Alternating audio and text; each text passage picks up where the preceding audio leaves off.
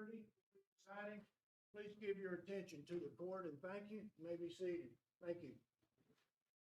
Good afternoon, everyone. For those of you who don't know me, my name is Chris Haggerty. I'm the Chancellor of Part 3 of Knox County Chancery Court. We have one case today, or this afternoon.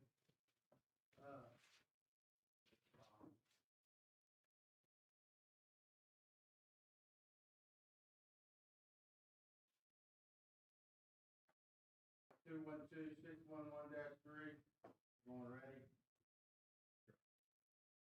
Each preliminary matters to be taken up before we step hearing. One matter, Your Honor. It's good news, I think, that the parties have stipulated in entry the declarations that are attached to the motions, the oppositions, and the authorities that are cited in there. And so our plan is to just proceed with oral argument today. I guess there will be no evidentiary proof whatsoever. Right, just the papers, Your Honor. Okay. That being the case, any other stipulations need to be made? Not that I'm aware of. Let's move forward with the motion.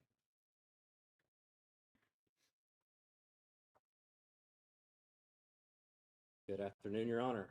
Cam Norris here for the plaintiff, Joey Aguilar. May it please the court.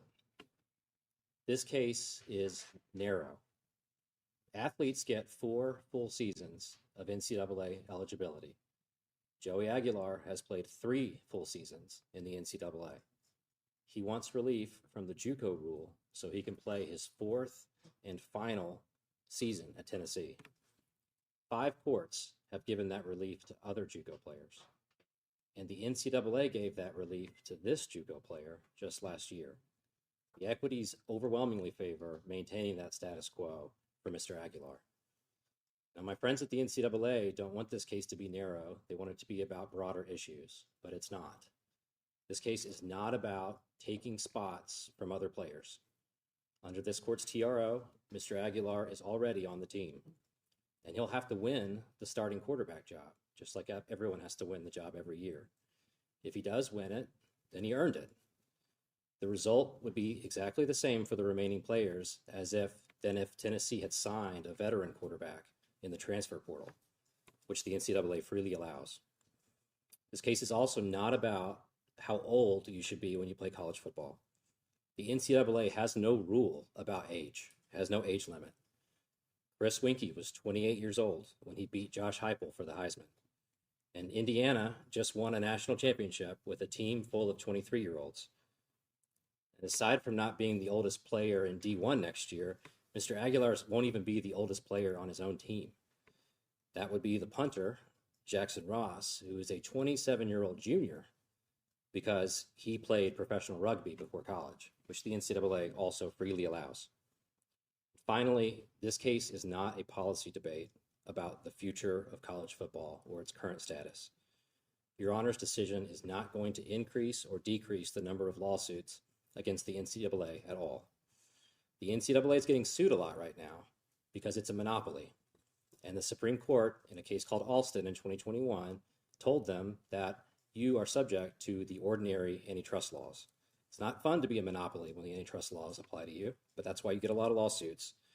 But all the courts can do is apply that antitrust law neutrally and faithfully to the NCAA, not warp it to give the NCAA some sort of antitrust exemption that it has never been able to win in the democratic process, or hesitate to grant relief that is deserved because it fears that the NCAA will criticize another state court as being biased.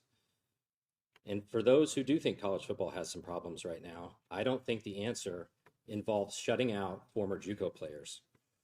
Joey Aguilar went from a 0-star recruit to the bench of a junior college to the starting quarterback job at the University of Tennessee. He and other JUCO players like him are inspirational. They embody hard work, perseverance, and the very best parts of the amateurism that the NCAA says that it values. This court should convert its TRO into a temporary injunction.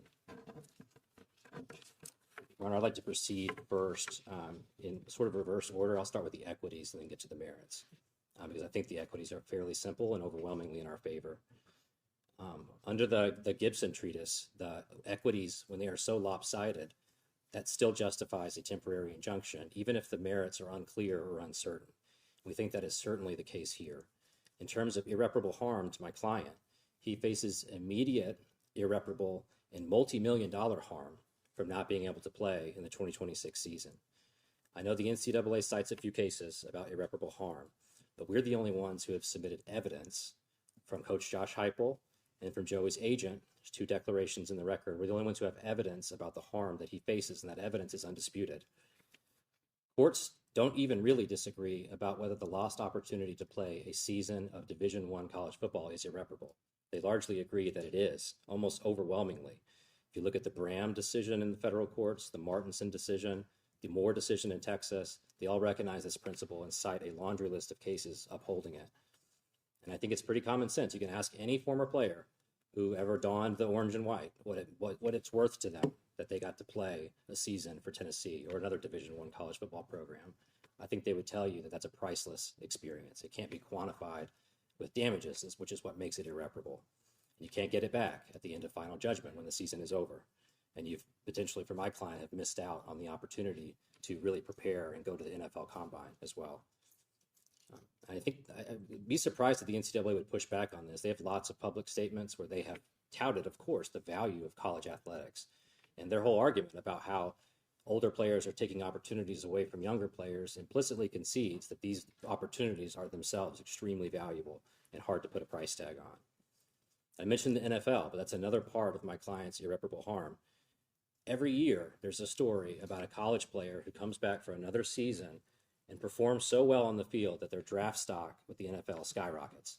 It happens every year. It happened with Tyler Shugg last year, who was a 7th-year college player, was a backup quarterback for all the teams he ever played on. When he was 25, he got an opportunity with Louisville to be the starting quarterback, and he had a great season. Ends up getting drafted, I think, by the New Orleans Saints and actually seeing the field a couple years later. It happens every year, and you don't get that opportunity to improve your ability to get drafted unless you are on the field playing and showing teams in real game time action your talents. That is real future compensation that my client cannot earn and that no court would be able to reliably calculate through damages looking backwards. And the last harm, it's maybe the most obvious harm, is my client immediately stands to lose between at least $2 to $4 million of NIL compensation for playing at Tennessee in his final season. That, as courts like the Bram court I mentioned before have recognized, is also irreparable. Of course, that is dollars and cents, but your NIL value is not that starting number. Your NIL value is fluid over the course of the season. So if Joey throws 10 touchdowns against Georgia Tech, his NIL value is going to go up in real time. He will get additional offers for additional NIL opportunities that come from performing well on the field. And those will be impossible to recreate after the fact. So that's the harm on our side. The harm on their side, I think it doesn't count because in our view, the JUCO rule is likely illegal anyway. So there's no harm to freezing it temporarily. The public interest overwhelmingly favors enforcing the antitrust laws and having full and free competition and not having monopolies stifle full and free competition. But even if you ignore the merits, I think the harms are still lopsided on our side. And that's because in this particular case, the NCAA did not enforce this exact rule for an entire year against anybody last year. So in 2025, they gave a blanket waiver to all Division I athletes who were otherwise disqualified under the JUCO rule, and they let all of them play. And they didn't even have to do that. They got one injunction from the federal court in Nashville in favor of Diego Pavia. They turned around and chose to waive the JUCO rule for everyone else. So they were willing to live with a season of college football without this rule. I don't think freezing it here for this one particular player for this one particular year could possibly harm them. I mean, I think it's empirically disproven. And it's not like the players who they waived this rule for were no, they were big-time players.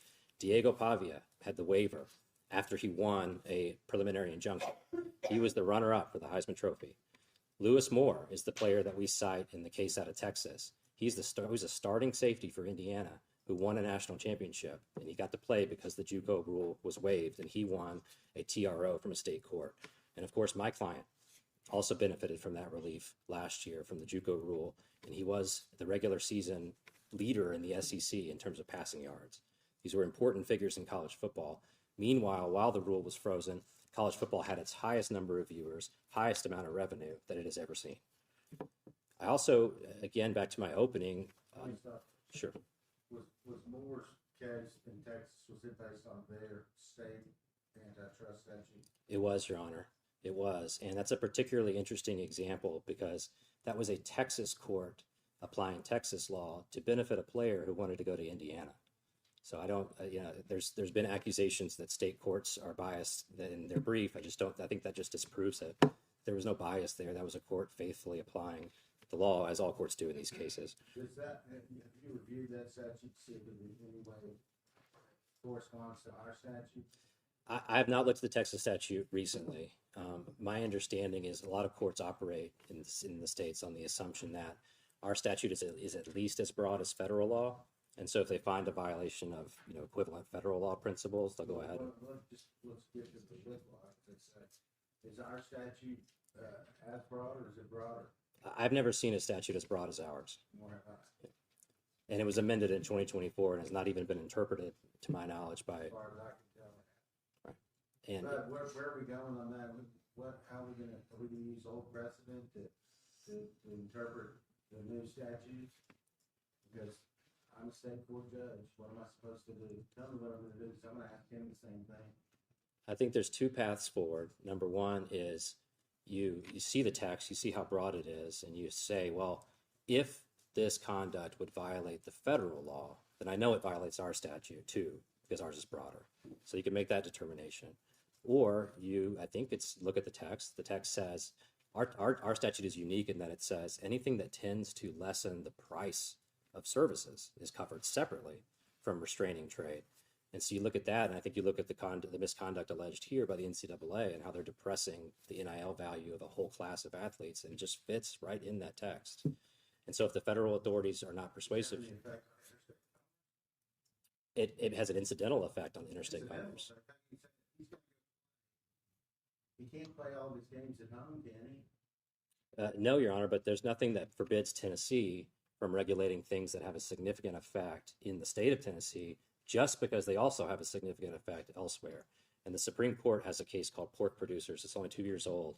That makes this very clear. When California was regulating the pork industry, whatever California does goes nationwide because the pork producers have to meet the most stringent state standard. The Supreme Court said that is not a problem under the Dormant Commerce Clause. So under the Dormant Commerce Clause, if our statute says none of these rules apply, then it has an extraterritorial effect. It has to. It can, and that's perfectly permissible under the. If it does not, yeah, you're right. If it does not discriminate, if it's neutrally applicable.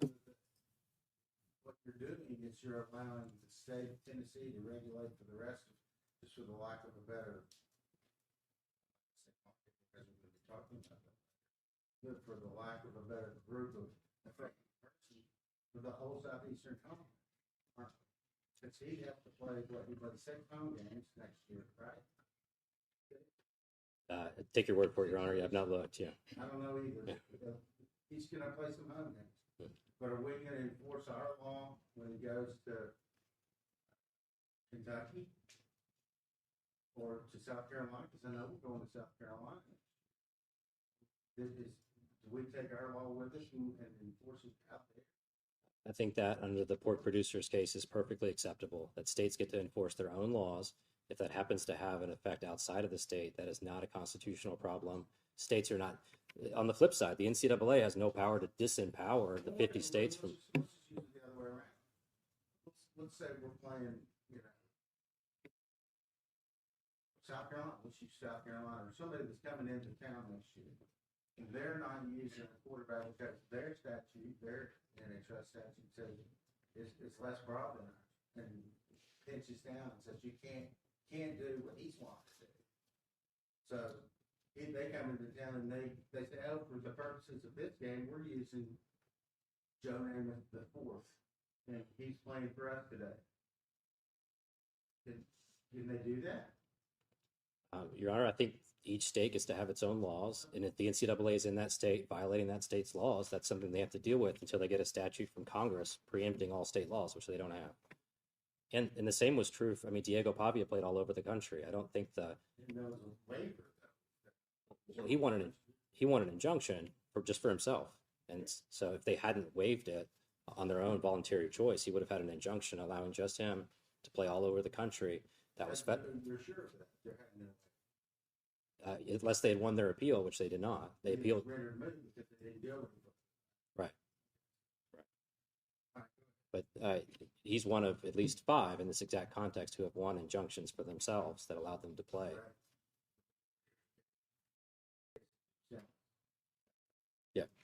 ahead. Right. So we're talking about, we should go back to maybe the harm to the NCAA in general. I do think, and this is related to Your Honor's point, that the nature of litigation is, and by statute in Tennessee, you can't have a class action under the antitrust laws. You have to go one by one. And so the relief here that Your Honor enters, the only relief we've asked for is for Mr. Aguilar to be able to play in 2026. That does not harm the NCAA to have one player more playing football, the same player who was violating, according to them, the same rule last year, and they voluntarily chose to let play all year. That is not a harm to them. And the NCAA's JUCO rule, it's not going to go anywhere if Your Honor enters an injunction. You don't have the power to wipe it off the books. They will have lost one case in one court under one state's law. That is not some sort of catastrophic carry-on effect. I think they are concerned that Your Honor's opinion doing so would be persuasive to other courts, but the persuasive value of an opinion is not an irreparable harm to the recipient of it on the other side. And I think the only other harm that's been identified, and I don't want to discount this too much and take it seriously, though, is that someone else's spot might be lost if Mr. Aguilar gets an injunction. That is not the case. He's currently on the team. There's been some reference to roster limits. My understanding is the House settlement imposed some roster limits, but then at the last minute, those were largely erased. And so there are actually no real roster limits. There are walk-ons available. My understanding is also that every year there's... Before you just gloss over that, how do we ascertain? We've stipulated almost everything, but I want to know what is it, you know? Can you ascertain that? Can you? Thank you. Yeah, and the roster limit, I believe, is 105, but this House settlement allows them to extend beyond that, maybe an additional 10 or 20 players that are beyond the roster limit. And the nature of college football, there's just every year people get hurt, people get in disciplinary trouble, people decide, I don't like practice anymore, I'm done playing football. There's turnover all the time, so there's always spots for that last person. He's not taking anybody's spot. The Bram decision that we cite out of this federal court decision actually gets into this and says, at least in that case, the NCAA conceded that there are no real roster limits anymore. So there's not this one-for-one trade-off. With that, I think I'll transition to the merits unless Your Honor has any questions about the equity. Go ahead. Yeah, go ahead. Because I'm going to ask you. And it's all related. The likelihood of success under our state's antitrust law. As I've mentioned, and Your Honor's read, there are at least 4 courts who agree with us that this exact same rule violates federal law, which, if that's true, then there certainly is no dormant commerce clause problem if the same conduct violates federal law anyway. But that is what several courts have held. But as we've discussed, if Your Honor has any doubts about that, Tennessee's law is wholly broader, especially as amended in 2024. Before 2024, the state Supreme Court has a decision called Freeman that points out that already before 2024, we were broader than federal law in some senses. And it says we're one of the few states that does not have a clause in our statute that says this should mirror federal law, which makes our law broader. You could look at the text if you wanted to know if our law is broader also. It says, it's not written like the Sherman Act. It says that anything that tends to lessen competition or is intended to lessen competition or that tends to affect prices, all of that is covered by our statute. And then I think one thing we haven't talked about is... Let me just, while we're on the breadth of our statute, this is the broadest subject. I've read almost 100 cases involving this type of thing, not just Sherman Act cases, but I call them baby Sherman Act cases. This is the broadest one I've ever seen. And would you agree with me on that? As far as I'm aware, yes. Would you agree, counsel? Yes, and I'm going to make it a little bit broader because it's right side by side of these 2024 amendments to our statute. the Tennessee legislature passes another NIL statute, which is updated then in 2025. And I think you have to read these statutes together, because the NIL statute says that no athletic conference, in state or out of state, it doesn't discriminate, but no athletic conference, which would include the NCAA, is allowed under Tennessee law to restrict the NIL compensation of student athletes. So it recognizes this market, it declares restrictions on this compensation to be illegal, and then it ties that restriction to our state antitrust law and says you cannot violate that either. It says on its face, though, on its face, that law says no federal law or anything can violate our law. Is that what it said? No private athletic association can violate our law by restricting NIL compensation, correct? There's something. It would say that's per se. Of the Commerce Clause, Your Honor? Yeah, I think there are maybe some cases that suggest that. I think the pork producers case from 2023 overrules a lot of those cases. I don't, well, that's an argument you can make, but I'm not sure that it's correct. But if you want me to read those two, do you really want me to read those two statutes together? I think so, Your Honor. I think it is perfectly constitutional. And No, I'm just asking, do you want me to? I think they are rightly read together. I don't think we have to have you read them together to win. So I think we can win on Tennessee is no broader than federal law. And then I read them together. That's what you want in furtherance of your case. That is our first position, Your Honor, yes. And the alternative, the easier route, potentially, is just to say, I'll assume it's no broader than federal law. That gets rid of all the constitutional concerns. This violates federal law as well, as several courts have held. But that I do think the NIL statute is informative. It literally cites our antitrust statute in it. But I'll just take on federal law here for a minute. Federal law, I think we all agree, sort of. Let me ask you a question. Did you research the modification to the TT, the trust statute? We did. And do you have a copy of like the bill with the sponsors on it and all the markups and everything like that? Do you have that available to the board? Not today, Your Honor. I looked at that in researching and putting together our briefs. We looked at the If council doesn't mind, could you supply that to me? Of course. So, I'd like you to do that. Yes, Your Honor. And my summary of it is when I reviewed it was that it's clear that this was intended to broaden our statute from where it was before. That our statute had been interpreted maybe correctly, but too narrowly. They wanted to cover the ambit of antitrust problems, and that's why they amended it. And I do think it's telling that they amended it in the same session as they passed a new NIL statute. I don't disagree with you. I'm just asking you whether you want me to interpret it together. I do, Your Honor. I'm really not worried about the constitutional problem after the pork producers case. It's very clear that there used to be this concern about extraterritorial applications of laws. California used to be a big culprit of this because when they regulate something, their economy is so large, it has spillover effects. Supreme Court, 5 justices said that it's not a violation of the Constitution. But let's just go to the floor here of what I could win by proving, which is the rule of reason under federal law, using that as an analogy.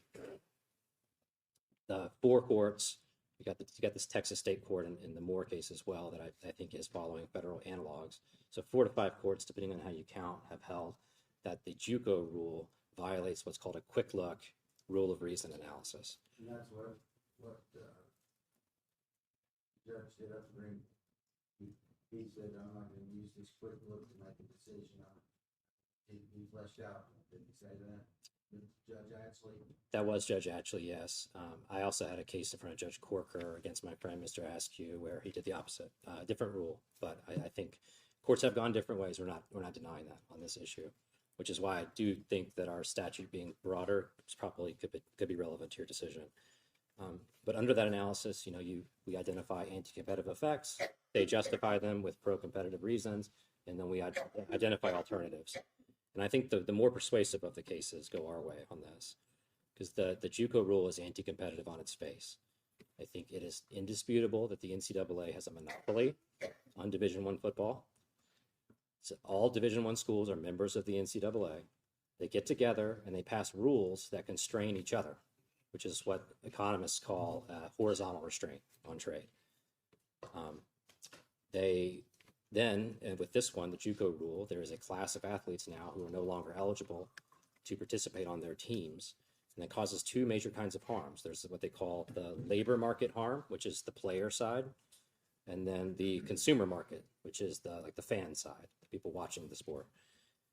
And I think there's just kind of two simple ways to understand this.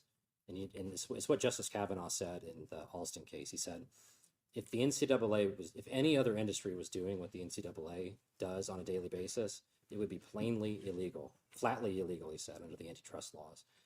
And so I gave the example in the brief. I think it's a good example.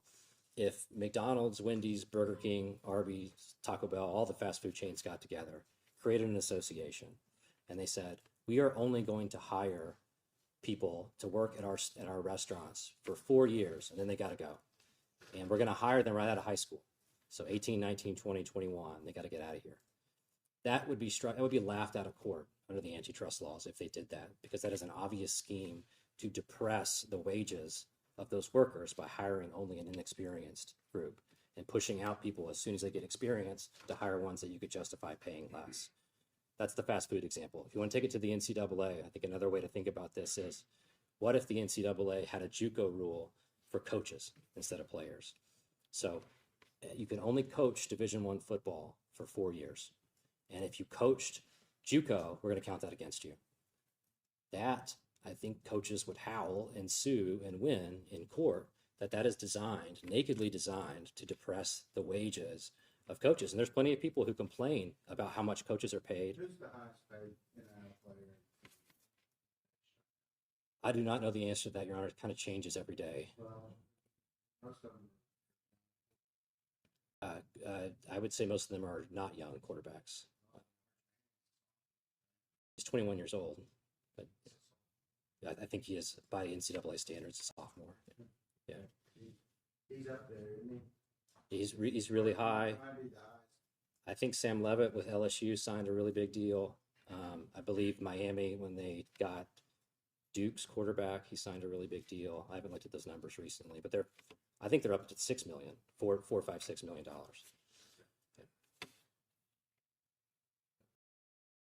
Friend's client has the system that reviews all of these deals as they come in, so he may have better information than I do on that. But I think the coaches, the fast food chain, those are all obvious antitrust violations. The NCAA is doing the same thing with former JUCO players by limiting their eligibility and counting their JUCO years against them. They drive more experienced players out of that market, which justifies paying players overall less money. Where's the numbers behind it? Where has there been a study behind all this where it says we took a 200 or however many guys got to be one side for exception to it. And it's gone forward. A lot of them look good. A lot of them would be hurt. A lot of them would, go back home to their parents. Some of them make the team, some of them get to play, some of them become stars, some of them become superstars.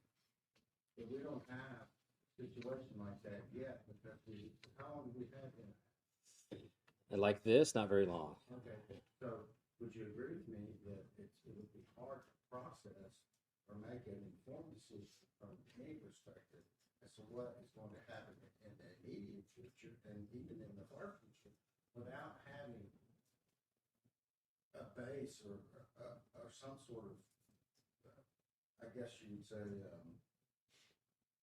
a test group that runs through it. How can you tell me what's going to happen in the future when the future is just tomorrow? Okay, if you don't have anything in the past to tell me about what will happen because the past is just 6, 7, 8 months ago. How can you tell me what that market's going to do? Who's going to tell me? Yeah, it is a challenge because it's ever evolving. I want to know if you can do it. I have to make a decision. Yeah, right. I can't base my decision on conjecture and speculation. This is, if you've read, obviously you've read Mr. Gibson's Truths, Gibson Suits and Chancery. It's my Bible. And in there it says, this is An injunction is one of the most sacrosanct things there is. You just can't hand them out like popcorn. Tell me what proof you have. Show me that a harm that you say is going to solve this gentleman, who I respect a great deal, just from his history that I've learned through television and watching him on the field. Very proud to have him wear orange. But how is it going to affect him?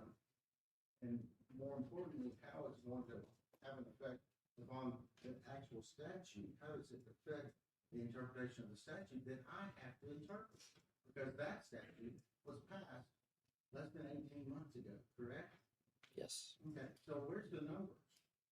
Right. So I'll be the first to admit that we've had the NIL Go system where these deals are allowed and they're being processed through an NCAA entity. That is basically new. So the data, they have the data. We don't have the data.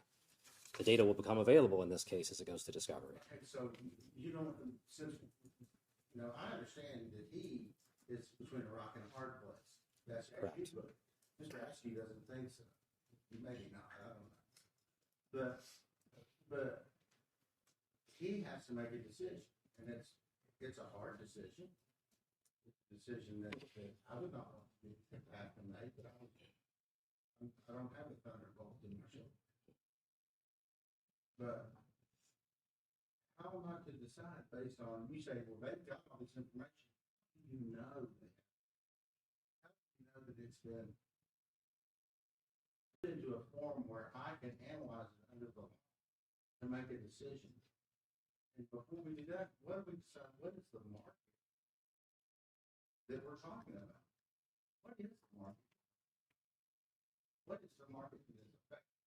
Because it can't just be every football player in the land. I mean, you can do NIL at high school now in Tennessee. It has to be more attuned to what this gentleman is experiencing. I mean, do you agree with me? Yes, Your Honor. We have an expert economist here who's putting in a report. I read your expert economist, but he doesn't ever seem to want to put pen to paper on numbers.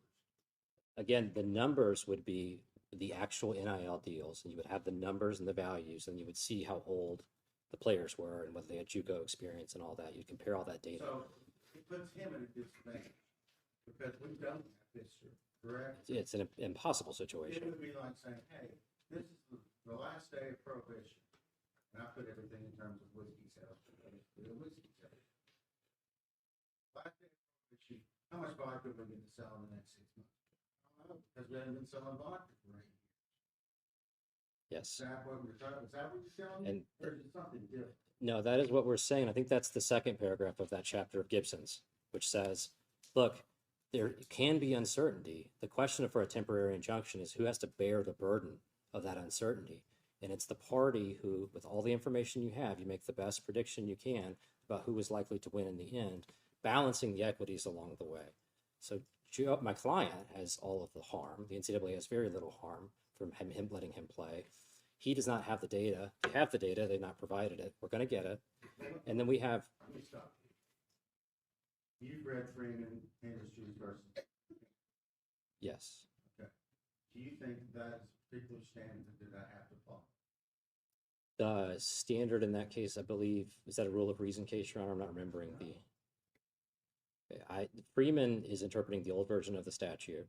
And It goes from services, from things, to all it does is talk about you can't sell things to, right. You can't sell your service. He Right. provides the service. So Correct. they're doing it. Correct. But that's the only change in the statute, isn't it? I think that some of the verbiage has changed and made it broader as well, but that is the main change, absolutely. I think the statute was changed mainly to overrule that case. Either, I mean, because this is an immensely hard decision. But I have to know what standard that I'm going to apply. You know, you've got rule of reason. You've got this standard that's set for here under our standard. That's the one you should have. Right. My memory of Freeman is that there's not, it's a question, it's a kind of a narrow question. There's not a different antitrust standard. But Well, let me study, let me see what the court says. I'm voting.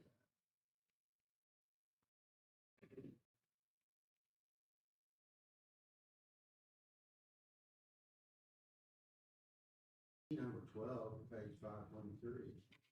It includes the proper standards for determining whether the case falls within the scope of TTPA. It's a substantial effect standard. Is that what I'm flying under? no, Your Honor, that's actually not contested. That element of an antitrust claim is conceded by my friends. It's not contested in this case. Mr. Askey, do you agree with that? Your Honor, I believe that the rule of reason applies in addressing a substantial effect under that statute would require you to do the same analysis under the rule of reason. So, are you willing to make that agreement? Because that's the agreement that they made in the Stegall case. No, my friend's misstating. The substantial effects test is whether. Okay, that's what I'm getting to here. Yeah. You don't agree on what the standard is you're supposed to be applied. I want to know that, because if I apply a standard that you don't both agree on, that's immediately there's an appeal, right? I think that, This fellow needs to know what it's right. Your Honor, unfortunately, I think that's inevitable that we're going to disagree on the standard. But the substantial effects test is governs whether the conduct has a substantial effect on the state of Tennessee. So Tennessee cannot apply its antitrust law to a merger that's going on in Maine. For a football game, it's occurring in Tuscaloosa. Well, it can apply its law to an athletic association that is not letting its premier football program play its former starting quarterback to the tune of millions of dollars. Does the NCAA live throughout the United States? Does it have aren't there member schools throughout the United States, all below 48? Yes, I think it actually literally is a citizen of every state because it's an unincorporated association. So, how does that vary along? Well, when you do business in 50 states, there's 50 state laws you have to comply with. That's fairly routine in our system. That's not what they said in the Supreme Court. Didn't say that in Kirk Flood, so Major League Baseball. Your Honor, that flood decision, I believe there's a Ninth Circuit, I believe, decision or Second Circuit decision that's. And then on the flood decision, it's the Supreme Court. Right, and that. Those were reserved laws, you know that. But it's the same, it's just a different rule. It's the same effect, is it not? No, Your Honor, I think. The effect is we have a statute here that allows them to do things here, which would be wonderful. Doesn't have extraterritorial effect. Can we just say, Tennessee law, sorry, Columbia, South Carolina, we're gonna play today. He's playing, because our law said. Yeah, that is perfectly fine, Your Honor. I think the pork producer's case couldn't be clearer on this. Okay. If California sets the emission standard for cars, it affects. We'll have to do it in depth. He's probably gonna tell me what you're saying is probably wrong. Right. I would be surprised if every state's antitrust law as applied to the NCAA is unconstitutional. I don't think any court has ever said that. And I would also be. I don't think that they have either. You just told me twice that this is as broad a line as there is. It is also settled, and I think we cite a case in our reply brief to this effect that state antitrust laws can be broader than federal laws, and that also doesn't make them unconstitutional. But the Tennessee state cases say you have to interpret our antitrust law so it doesn't violate the Constitution, do they not? That's what this case says. I think you always want to interpret statutes that way. Sure, yes. Yeah. So if ours is super broad with a broad X, and we have to interpret it so it is not so broad as to violate up to Section 8, that's the correct section we're talking about, right? Paragraph 2 of the Constitution of our great United States. Yes. So if we have to cut it down, even the Supreme Court says that. No, this is the Court of Appeals. No, this is the Tennessee Supreme Court, 2008. How do you fix that problem? And I think my understanding of the law. You're going to say pork producer. I mean, it is a U.S. Supreme Court case from 2 years ago that changes a lot of this law. So it is. I don't want to sound like a broken record, but it is an important case. But I think the law is that when something affects the state, it affects Tennessee, in a substantial manner, to Freeman's point, the state can regulate that conduct, even if that regulation has effects outside of the state. That and whether this conduct affects the state of Tennessee in a substantial manner is not contested by my friends, at least at this point in the case. They, Let's just say that you're a burden for how is the effect of what you're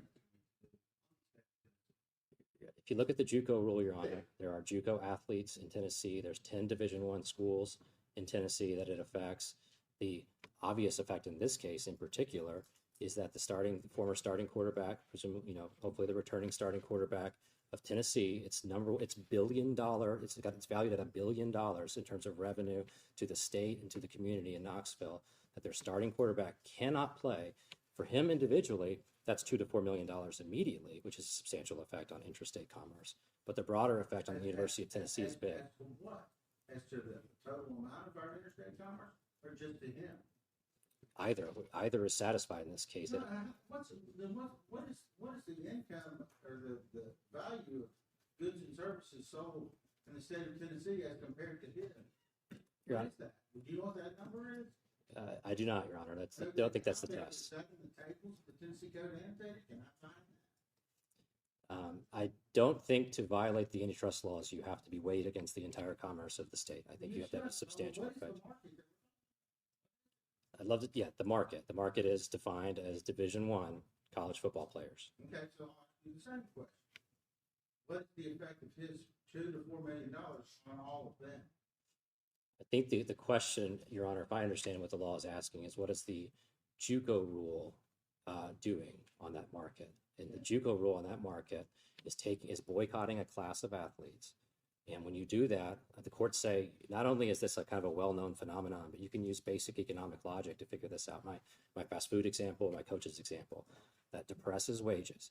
It also just flatly, by design, decreases competition, which is what. Depresses wages? Yes. Because if you take the more experienced players out of the market, you can justify paying the less experienced players less. That's the NCAA's rationale for this rule. How much is his successor getting paid with the gentleman from North Carolina? How much is he getting paid in NIL compared to him? I don't know the answer to that, Your Honor, but he's on the team and will remain on the team no matter what happens to my I client. understand that, but you're saying it's suppressing wages at the back end, but not the front end. Well, the JUCO rule does not affect the sort of five-star freshman. The JUCO rule. Then what is the market? Within the market, it affects a different type of Division I player. Well, then what is the market? The market is Division I college football players. I think that's the market in Alston. It's the market in Pavia. It's the market in Martinson. I'm going to have from you before I can make this decision. Is either you're going to tell me what exactly the market is that we're talking about, and you give it to me in such uncertain terms that I can write an opinion about it, or it'll be too nebulous and speculative. Where you can look, if I don't know what the market is, not going to tell which market's in Kentucky. Your Honor, it's the market that is identified in all of the cases that go our way. They're identified variously in almost every case. They're identified differently, particularly by your own expert. I think with respect to the JUCO rule, he has been consistent and he's since clarified. I think our expert did a good job responding to some of the criticism he got from a few courts and defining it clearly. It's Division I college football. That's where all the NIL is. That's why it's the relevant market. It's where all the compensation is. That's where the highest talented players are. That's that's the type of athletes that these schools are competing with each other for, except they're getting together and agreeing not to bargain with a class of them, which depresses wages, but by design, it also decreases competition. They're getting together and agreeing not to bargain with those that are aging out. Is that what you're saying? So they already had 2 years of JUCO. No, there is no aging out bargain. They don't care how old you are. Well, no, they've had 2 years of JUCO. Right. Of the 4 years that they can apply. They're saying that portion is their wages are being artificially depressed. Everyone's are. Or is it everybody? Everyone's are. So You have to prove it. yeah, we have. It's the basic economic concept. We've got an expert. We know that my client stands. Do you have any analysis of numbers showing of these 10 quarterbacks that are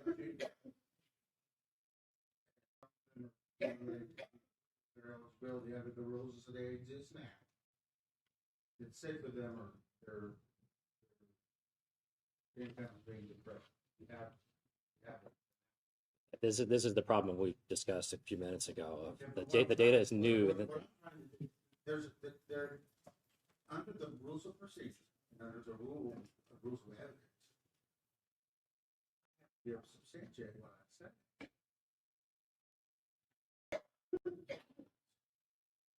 Conjecture, not, I have to be able to put my finger on grid the bottom line. Unless I go back to this agreement case, it says determination of whether it affects substantial does not involve mathematical nicety. Rather, the test is pragmatic, turning on the particular facts of the case. That's right.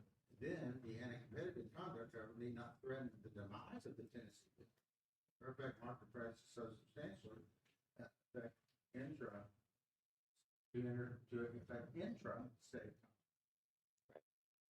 Yeah. Is that what you're wanting me to do? Is that what you're wanting me to do? Our test is no different from that test in terms of the effect on intrastate commerce. And you're saying Mr. Maxey tells me that? Yes, Your Honor. I think, and you look at all the cases that have gone our way under the federal law.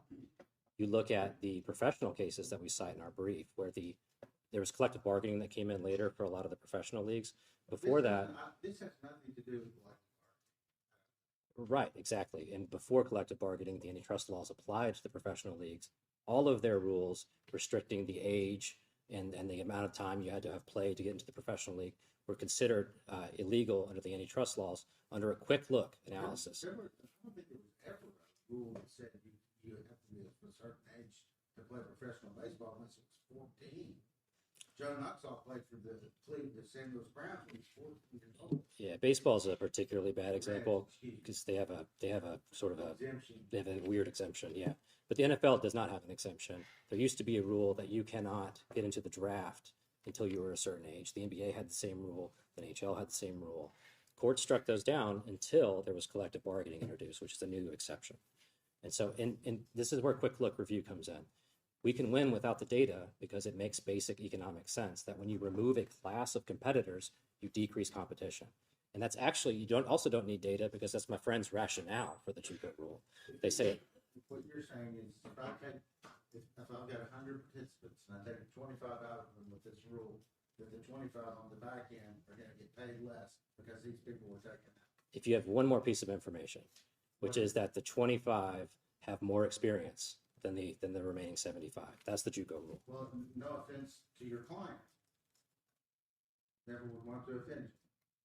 What if there's some kid from Pig's Knuckle, Arkansas, that can throw a football through a battleship? It's unbelievably accurate. And can scramble. He's Michael Vick and has a cannon for an arm. He's going to get paid more than your client. He's coming out of high school. Right, and he's gonna in a fair competition, he's gonna win. That's the point of the antitrust laws, is to make us compete against the best and figure out who gets up on top, not take out a class of competitors. So the question, this is a great example. So the 25 you take out. The NCAA would put in 25, by definition, less experienced people in those spots. That's why wages go down. Less experience, but experience in this day and age, college football. Kid from Alabama. He's one of the best defensive backs I've ever seen. That he has his abilities to go out of state his sophomore year. He's only 19 years old. Yeah. I mean, aren't there just as many people waiting in the wings that are going to be him? They're not the people who get beat out by JUCO players. Those people are going to get in anyway. They're in the 75, not the 25. The 25 are by definition. This is the reason for the rule. They say that if you let JUCO players stay in, then it'll push out certain people who are less experienced that have never gotten to play. And that actually sounds like a pretty good fairness argument, but fairness arguments are not relevant to the antitrust law. Section 105. Yeah, Section 105 of our statute says you can only look at the effect on competition. And it is by definition anti-competitive to remove 20% of the competitors from the field. And so I do think the quick look cases are. Do you think that anything that with regard to any of the other of the bylaws, Mr. Atchison, have anything that weighs against your client with regard to he's been in school for X amount of years? We're wanting to move the progression of students through school. It's not just, although I know the three, that's, I don't know what they actually believe, because they say we want to foster education and ethics. I don't think anyone believes that, Your Honor. Does that have any effect on the argument that you're making here? No, I mean, I don't blame them for trying to defend their rule with a rationale. I think under Section 105 of our antitrust statute, those rationales are irrelevant because they're not about competition. That is a valid, worthy purpose to have people graduate. It is a valid, worthy purpose to worry about the freshmen who might miss an opportunity. That is not competition. The competition is all our laws care about. 105 says that's all a court can consider.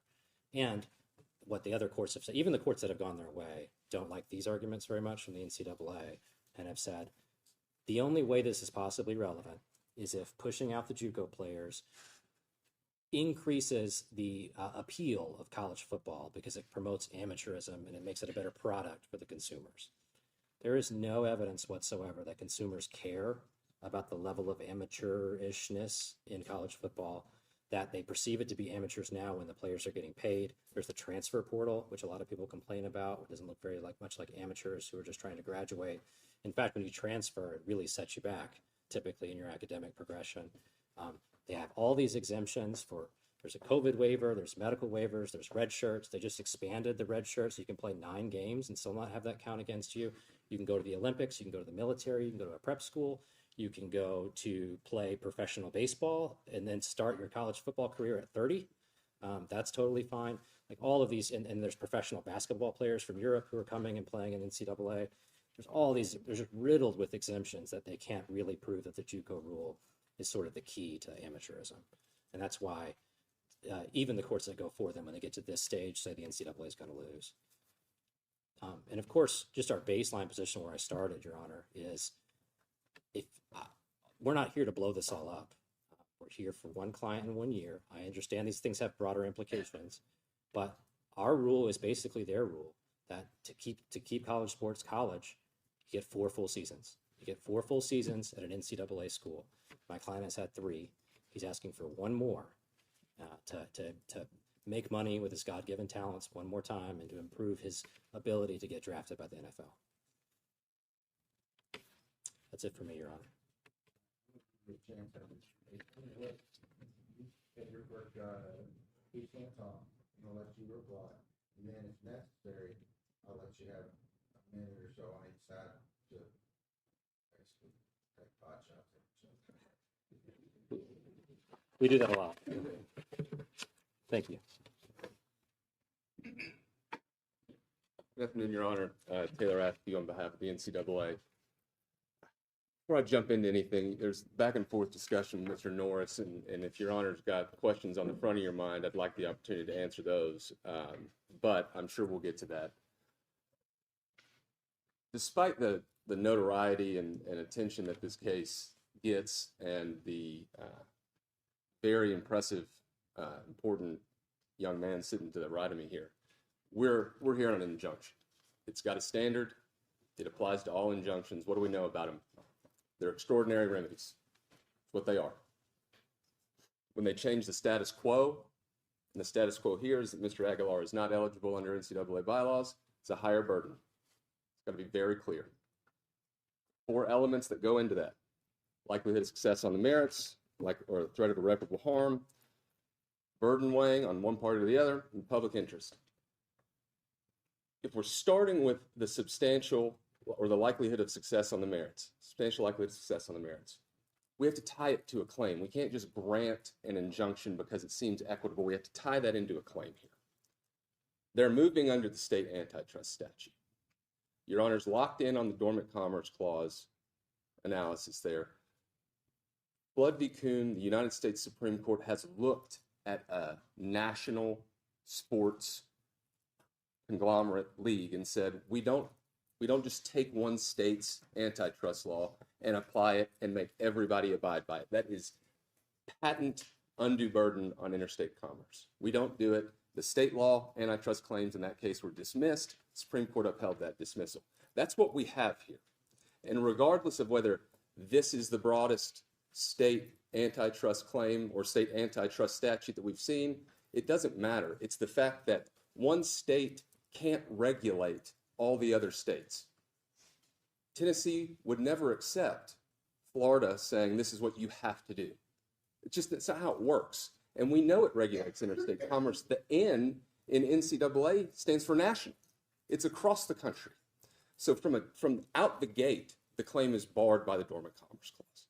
But if we get into the substance of that claim, the substantial effects piece that Your Honor was touching on a moment ago, that's the threshold issue here, is do we even apply this statute to begin with?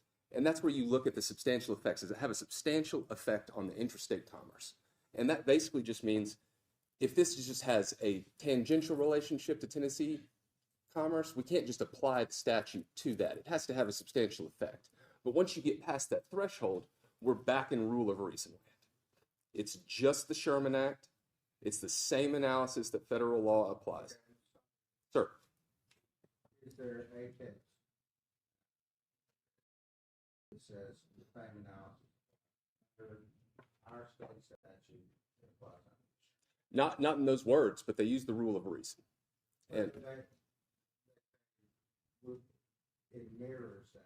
It doesn't say we're accepting that. It doesn't say we accept this as the law. We say, and for part of that reason, I think it was the Ziegler case, is that the parties agreed that the rule of reason applies. Before I go jumping through that hoop, that hoop's on fire. Okay, I want to know that I'm right. So that's something I'm going to ask both of you. absolutely. That's perfectly, the answer to that question is no, there is no case that specifically says this is the exact same analysis. But where does that leave us? There's no other case that says it's a different analysis. And if you look at how the cases analyze those claims, they do it in a way that at least leaves us with just the framework of how they do it federally. There's no other way that's been proffered by any court for us to look at this. And so if we're going to go by guidance, that just the guidance alone in those cases, we're stuck with something at least analogous to the rule of reason, even if we don't call it that. So to start with, even if we call it a rule of reason light, Tennessee rule of reason, we still have to define a marketplace. We have to. What is the relevant market? We have no idea here. We have something that's been asserted to be the relevant market, the market for Division I football, but we don't know who's in that market. We don't know if there are substitutes to that market. Your Honor identified that NIL deals are being given to high school kids. Should they be brought into the market? If bringing JUCO players back in, would that depress wages, if their theory is correct, to high schoolers? If so, high school's got to be in the market. If bringing back JUCO players increases or decreases wages in the NFL to late round draft picks, to preferred signees, that's got to be in the market. We don't know if it is or not. Draft picks to preferred signees, that's got to be in the market. We don't know if it is or not. Well, let me stop you. I'm not trying to put you off. No, Mess up your. I'll mess it up You've done myself. this so many times. I assume you'll be able to go right back to where you were. But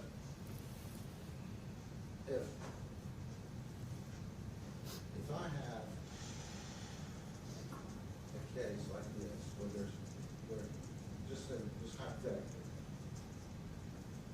there's no market that can show me what the rise or loss is in the competitive nature of what's going on in that market. Because one, there's not been enough time, or two, there's not enough data. Does that leave him without a remedy? It leaves them without an ability to get an injunction. Well, no, but this is a court of equity, correct? Yes. And you heard me say 20 minutes. This is one of the hardest things there is.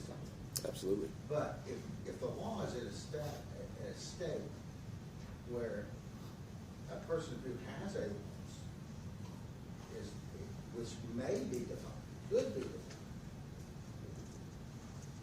but for the lack of the passage of time to make a statement of what that actual loss is, other than his ability not to play football, which there are cases that say him not being able to play football is irreparable harm. There are cases that say that. There are cases that say that. Okay, but to get back to the trust, they have trust, Tennessee Antitrust.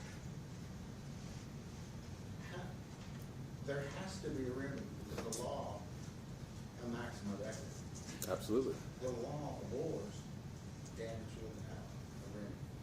Correct? Correct. So what is his remedy? Well, we know for one, we're talking about at least some money. So we've got a monetary remedy at the end of this. What we also have is the ability to take the case, develop the record, get the data, put it into a Stop, please. You played sports, did you not? I did. What's the biggest crap you played? I gave up 3 sacks to Geno Atkins at Georgia. Between the edges? Pretty bad. Yeah, 86,000? I think so. 90? 90 something. Yes, sir. Okay. What would you give to put your helmet back on and go back between the edges? Oh, not much for that game. No, it was a life-changing. And I'm not here to tell you that I think any college sports is anything other than one of the most important things that ever happened. Well, I'm telling you, that's what he wants to do. Absolutely, it is. And I'm not, you haven't seen me without my robe on, but if you did, you say, well, that guy's never, ever had a chance to play NCAA football. That's part of the problem, is that I have, is that when it comes down to it, I have to give him something if he's been harmed, do I not? You do. If he's proven a claim, you do. Absolutely. But if it's incalculable of being ascertained, except through something that's already been found to be irreparable harm, his lack of ability to play sports. How else do I measure it? And in what market does that fall in? Is he plays NCAA football, correct? Yes, He plays it at the highest level. he does. Okay, so there's no value. There's immense value to it. There's no monetary value to it, is there? Well, I think if we're discussing this, are we discussing it within the context of an antitrust claim or just generally? I'm discussing within the terms of, I'm not saying that I agree with you or not, but I've read the 1,200 pages that you sent me yesterday. Okay? I didn't read them, I didn't commit them to memory. But I've read their experts, various trial testimony, deposition testimony. Just because he can't put a number to something, as far as decline in the market or a rise in the market, does that mean he gets nothing? Takes nothing from the score? I think it means that he doesn't have a substantial likelihood of success on the merits of a claim. And when we're discussing... And I don't mean to interrupt you. No, I appreciate it. What I'm trying to figure out is, I've known Judge Ashley since we were kids, 18. And the other judges that look at this quick look, and I'm not saying that they just pushed this off because they didn't want to make a decision, because I've known Judge Ashley, he's not one to mince words. He will tell you what he thinks every time. But this is a problem that demands an answer. And just because I can't put it down to 78, close enough to be 78 cents far backwards or forwards on what his actual damages are, I've got at least one case here that says basically you don't have to define to a mathematical certainty under the TTA, under the trust statute. This Freeman, but am I talking apples and oranges? Or what I'm trying to ascertain is I think he has some kind of damage And I think that the statute, under whatever analysis we apply, there's a question as to how well you can define the market and what the effect on the market, because the lack of ability to crunch the numbers given the fact that it hasn't existed for very long. So, does that affect his ability to succeed upon the merits right now? Well, you know and I know that some of these cases within this board and cases across the street in Vertical, some of them last for years. They do. But how am I to just say he's got irreparable harm that can be ascertained, but I'm not going to give him any relief for it because I don't have the numbers right now? Am I supposed to do that? If we're following the law, yes. I don't think he can get an injunction without the proof on the claim.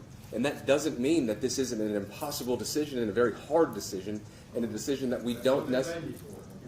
But, I mean, I'm not standing here saying that this isn't a sympathetic claim or that Mr. Aguilar is not in a position that I wish that he were not. But the rules are the rules. And the rules as they exist now are the rules that everybody agreed to play by. Everybody, the notion that the NCAA has created these rules and then sent them out as a memo to the schools and say this is what you got to do is wrong. All of the schools got together and they agreed upon those rules and then sent them to the NCAA and said enforce these on our behalf. Let me ask you, when was the JUCO rule passed? I don't know when it was passed. I know that it's been in existence much longer than NIL, so it could not have been enacted. Well, I'll tell you this, that when I was a kid, which was way before you were born, one of the greatest quarterbacks in the history of the University of Tennessee, Cumberland Plateau, did not play his freshman year because he couldn't, and the NCAA wouldn't allow him to. That's why they had JV games. Mm-hmm. So what are we talking about here? They cut him off on the back end, and on the end of the career, they're cutting him off now. I mean, it didn't happen to him because it was 1974. He was probably born here. But you gotta have, what's the change in the rule there? Why was a freshman not able to compete then, but you're trying to preserve what a freshman can do now, and what's... Yeah, well, the membership got together and changed that rule. That's what they did. Easy. I don't think it's easy, but everybody agreed to it. That's what happened. Don't know. I don't know why they changed that rule. I don't know what the rationale was at the time. But I do know that the suggestion that junior college is a punishment is wrong. It is not a barrier to entry into the NCAA. When you enroll in a junior college, you're just as able to go to a Division I school if there's a spot for you. It's not as if, oh, you've gone to junior college, that means that that the NCAA did not allow you into the Division I ranks. There just wasn't a spot at the time. And the reason that counts against your NCAA clock is because the NCAA counts intercollegiate competition, which means representing a degree-conferring institution at any level after high school. That's just what the membership has agreed to. And that's how they count it for everybody. It's not being applied detrimentally to Mr. Aguilar or anyone else. It's just when the clock starts. And the clock runs. And there are exceptions to that, absolutely. In every single one of these cases, it says, well, oh, this person got an extra year. You can look at those cases down to the letter and say, this rule was applied there. It's not arbitrary. They are applied to the letter. And so what we're left with... You're saying that the NCAA doesn't apply cases that apply the rules arbitrarily? That's what I'm saying. That's not what the judge found yesterday. I was there. Yeah, I know. Yeah. I remember. But if you look at that record itself, it was not an arbitrary application of the rule. Somebody with the same dress on that I had. I don't win them all. But when we're talking about a remedy here, we can't just make one up without a legal right to it. And the legal right to it comes from the stated claim and proving the claim. And if we don't have a claim that we can prove, we don't have the right to the remedy that we want from the unproven claim. Would it be akin to his cause of action hasn't approved yet, maybe? If to the extent he has pled a cause of action, that is different to whether or not at the preliminary injunction stage he has enough evidence before the court that this court can make a decision that he has a substantial likelihood to succeed at this early stage, and it should go ahead and award him the ultimate When remedy. does the back end come on, at Rule 65 as to when, like, there's a chance, there's a substantial chance that he can succeed on the merits? How far out in the future do I get to cast my bait and reel it back in? Is it 2 years, 3 years, when there's enough time for these studies to be done? Well, enough time for the study to be done for certain, and But when I say that, he's losing out. There's a hole in the wall. there is also a duty on a party to a civil lawsuit to assert their cause of action in a timely manner.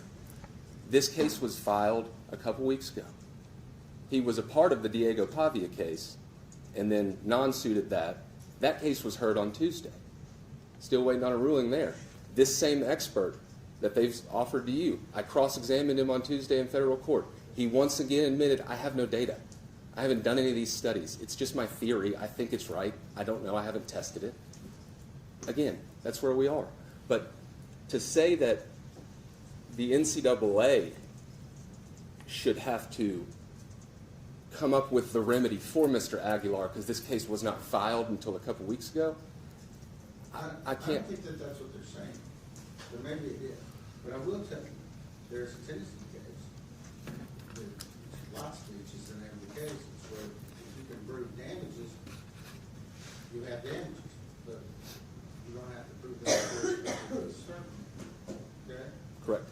What you're saying is he can't prove any damages. What I'm saying is, if he can prove this claim and he has lost this opportunity because the NCAA's rules that were agreed to by its collective membership violate an antitrust law, he has proven he lost those NIL opportunities and he's got that money damage. If he wins that, he can have his eligibility back because kicking him out would have kept him out and it would have been unlawful. He'll have the ability to come back and play football if he wants to. He would have that remedy. But he has to prove that he's entitled to that remedy first.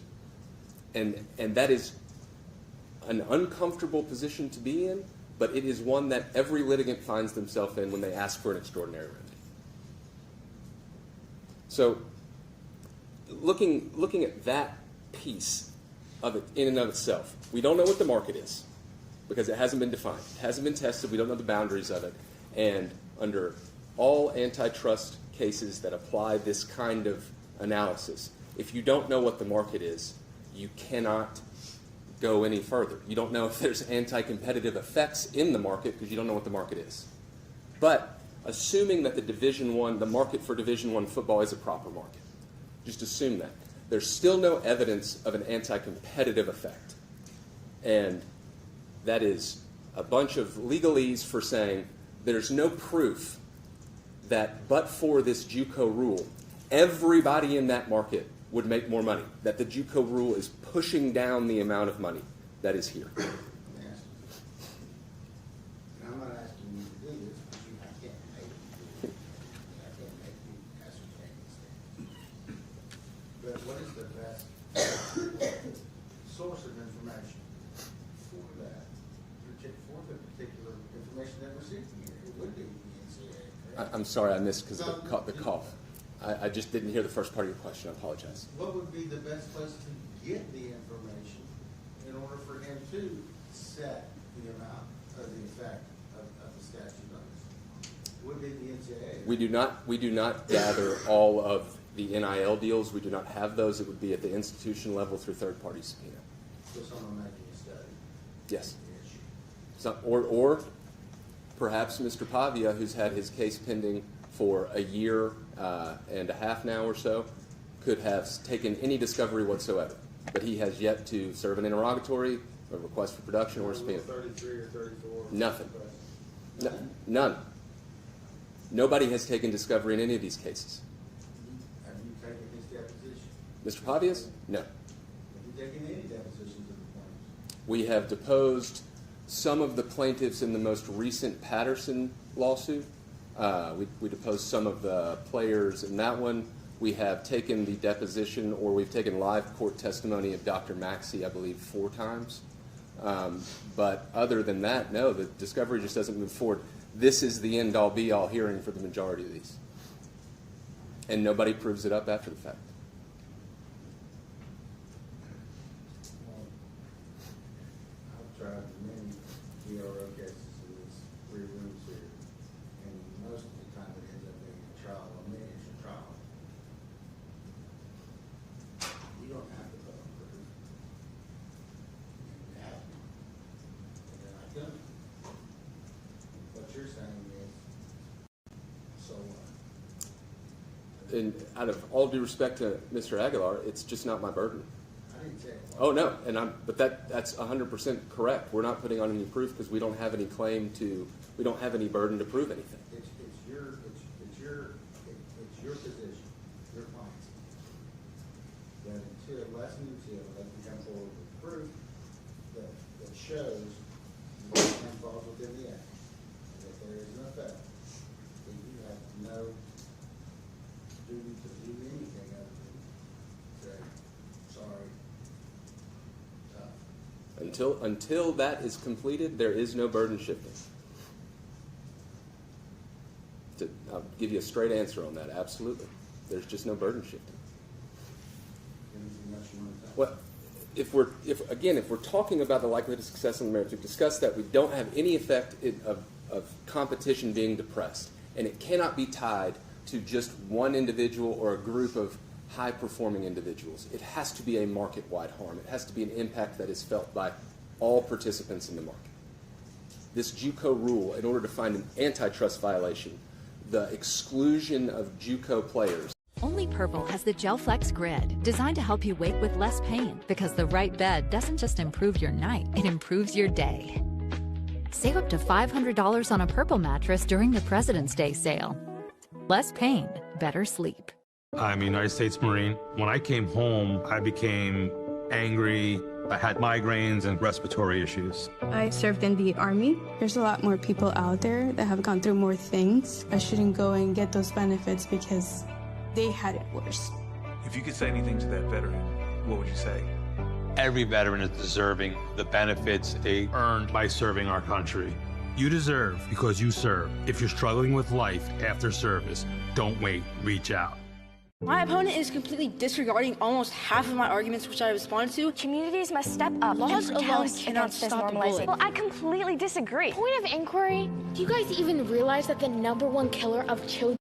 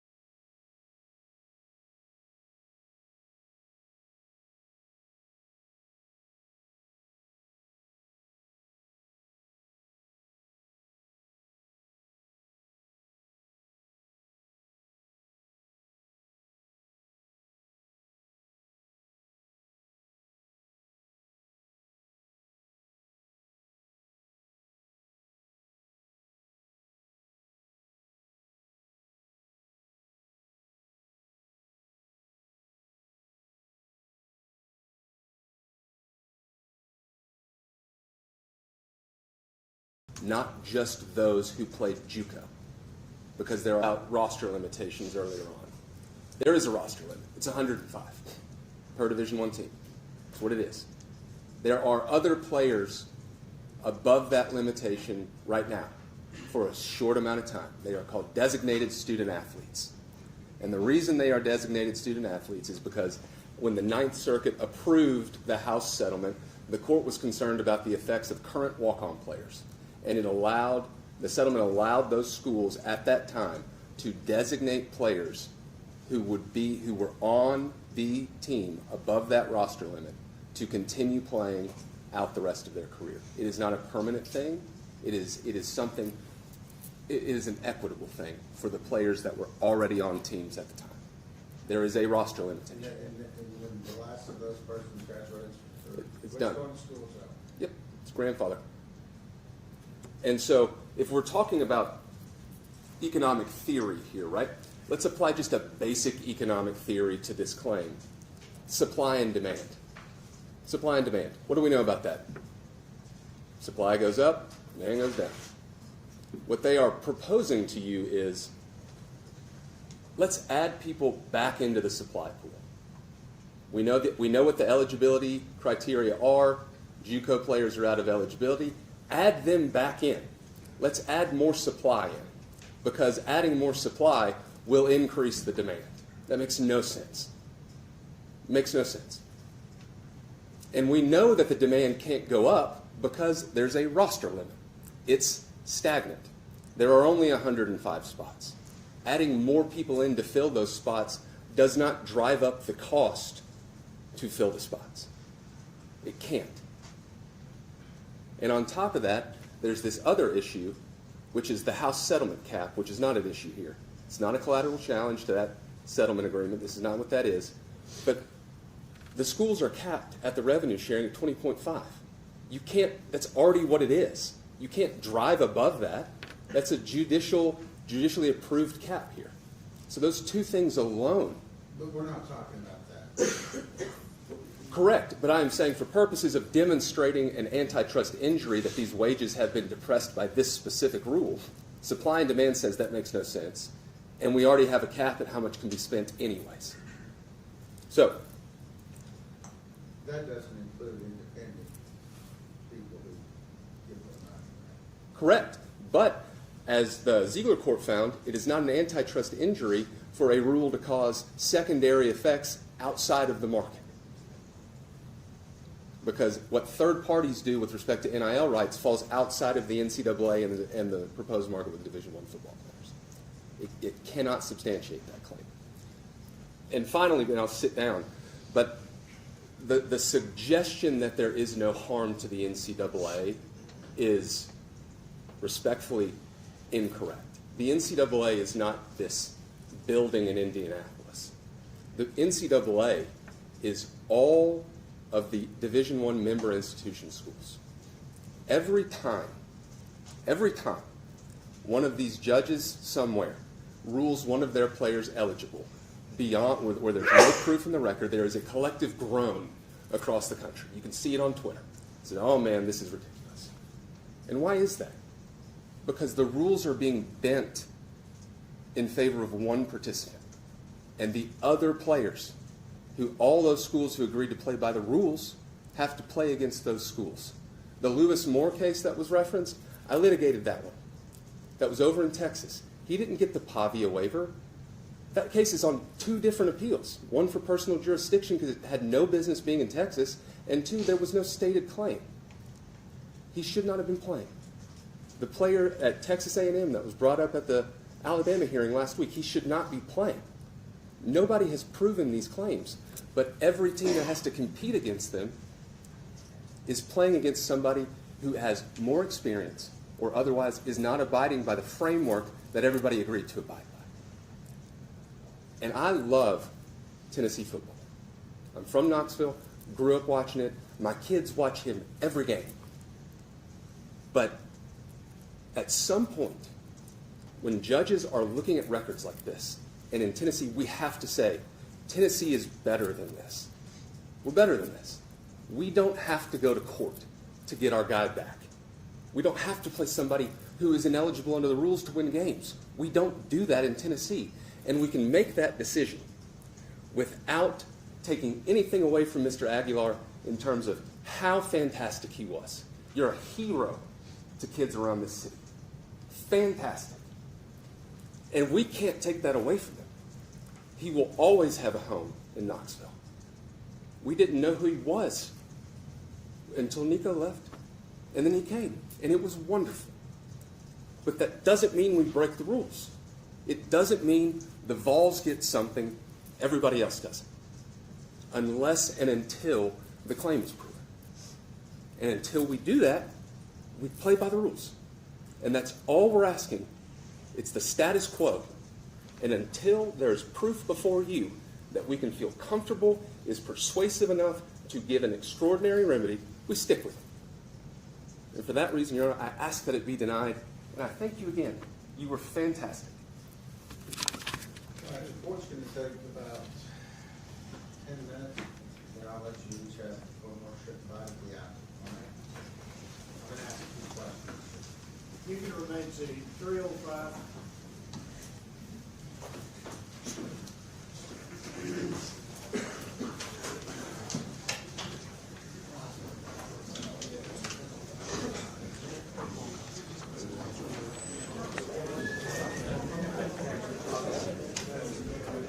Mr. Norris.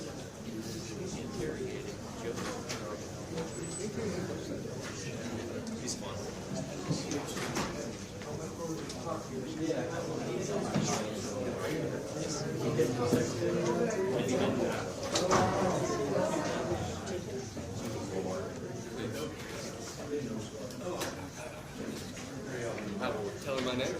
Okay. Yeah, I can do this.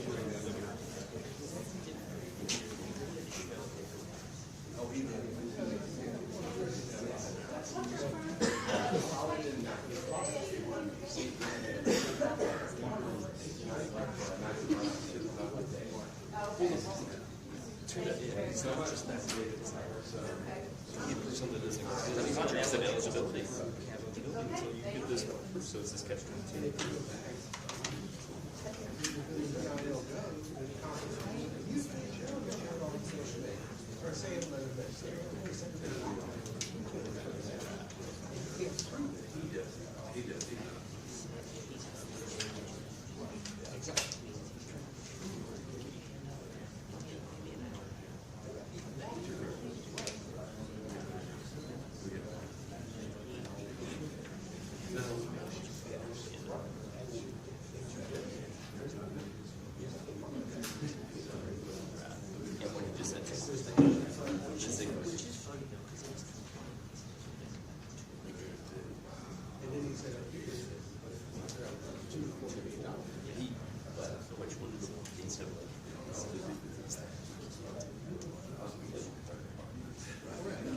Why necessary?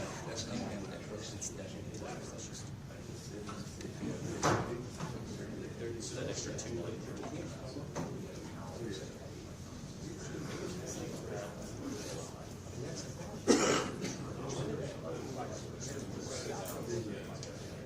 That's what this case is.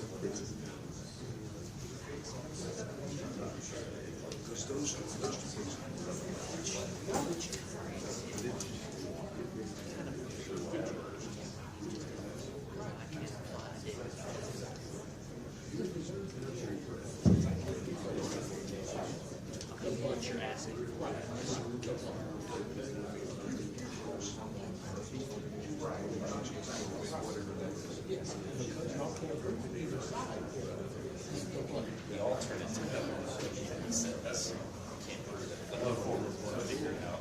The court process figured it out. It will pay you damages.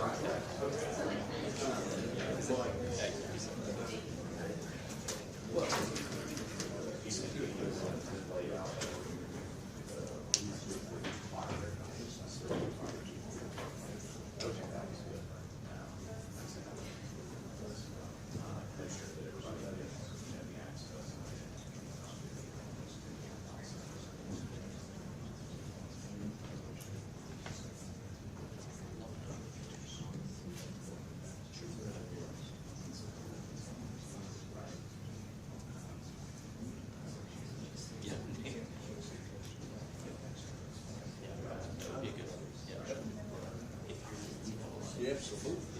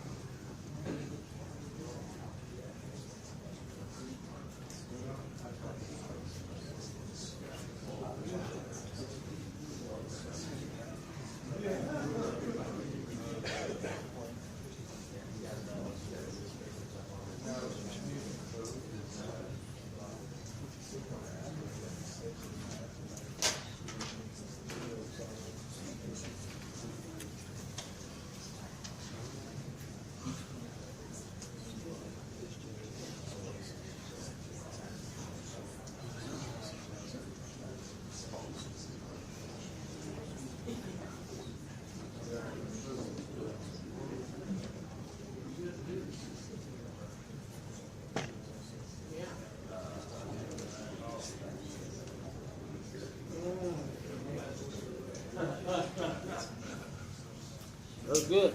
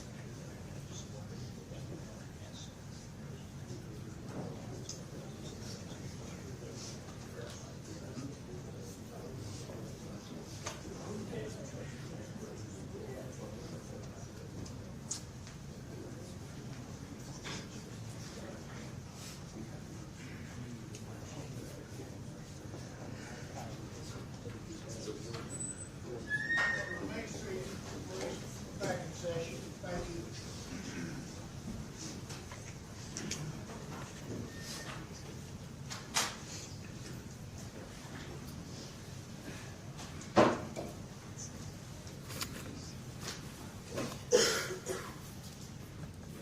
Thank you, Your Honor. I think we ended with a very impassioned defense of my client, which I mostly agree with from my friend Mr. Askew, that he is an inspiration, that kids do look up to him, that he is the model of hard work, believing in yourself, coming off the bench, starting from the bottom, working your way to the top. He is what makes college sports awesome. He's one of the best stories in college sports. He's an inspiration. He is an economic driver of the city of Knoxville. That is why we're here talking about restrictions on trade or commerce. That is all related in exactly the nature of the legal violation. And all of the things my friend said about my client are true. My friend omitted the fact that his client is the one here choosing to not let my client be eligible for one final season of college football, even though the rules that we all agreed to were 4 seasons. He's had 3 NCAA seasons. He wants number 4. All these things are avoidable. They could have given him a waiver. They give waivers out all the time. There's players who are in their 7th, 8th, 9th year of eligibility because the NCAA chooses to let them. It does not apply the rules consistently, and so it's hard for them to stand on something like the rules are the rules, given the way in which they behave. They say You're arguing this now. Is there proof of that in the record? that there is proof in our brief about the 7th, 8th, 9th year of eligibility. Proof in the brief, it's not proof in the record. You have proof in the record, what you just said. We're stipulated that those sources are part of the record, but they've given out 7th, 8th, 9th years of eligibility just in the last 2 weeks, and that's in our Where is brief. that in your brief? It's in a couple of, maybe footnotes 2 and 3 of the reply. Okay. Yeah, the Alabama player is a defensive lineman that Tennessee's going to go up against, who's his 7th year of eligibility. There was a Montana player, I believe, who got his 9th year of eligibility, granted by the NCAA. My friend said, these are the rules, and everyone agreed to the rules.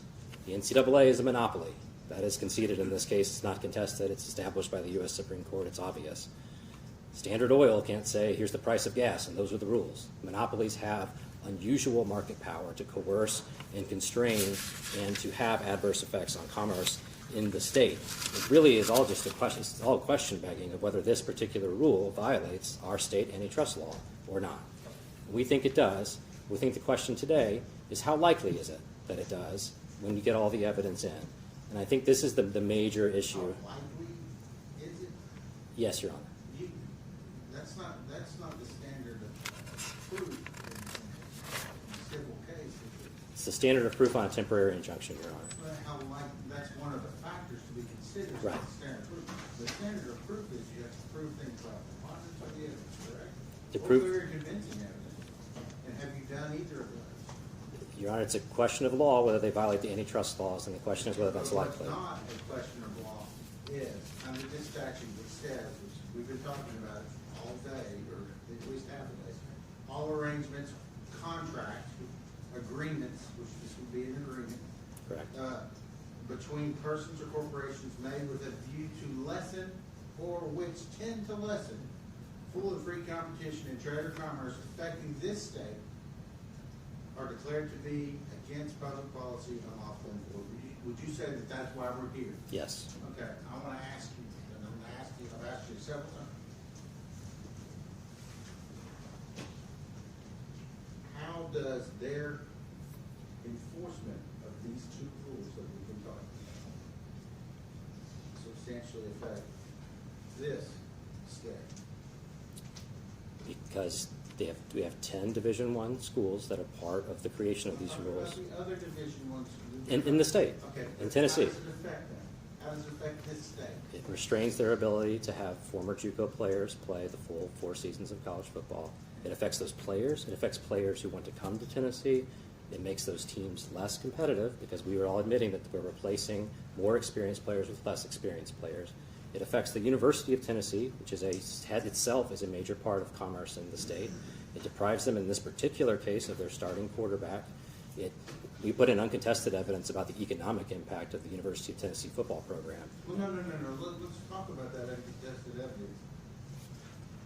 As you said,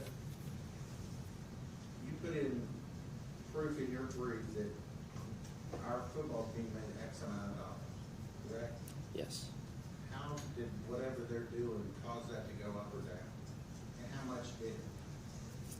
We don't have causal evidence about the JUCO rule, Your Honor. I don't think that's the standard. The point is that the... No. You're saying you don't believe that. I have to write a brief. I have to write a memorandum of opinion on what the law is compared.